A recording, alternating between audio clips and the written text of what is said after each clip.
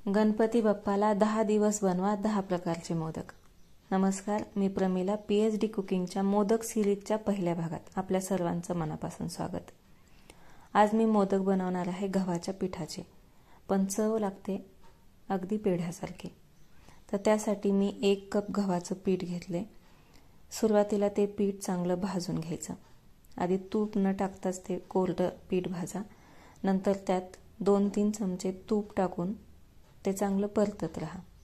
रंग बदलेपर्यंत पीठ आपल्याला भाजायचं आहे। त्यातच 2 चमचे साय पण टाका आणि मीडियम आचेवरती आणखी परतत राहा। 4 ते 5 मिनिटात बघा असा छान रंग येतो। सुगंध पण खूप छान येतोय।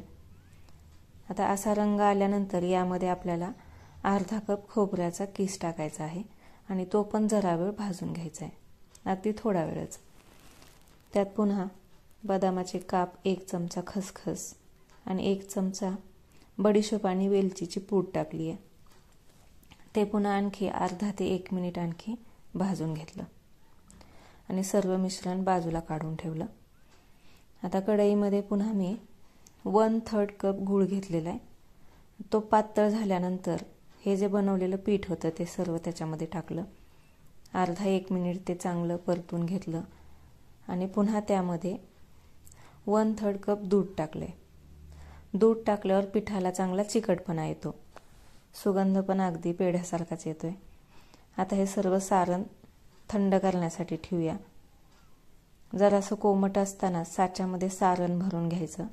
साच्याला तूप लावण्याची गरज पडत नाही, कारण आपण सारणामध्ये तूप भरपूर घातलेलं आहे।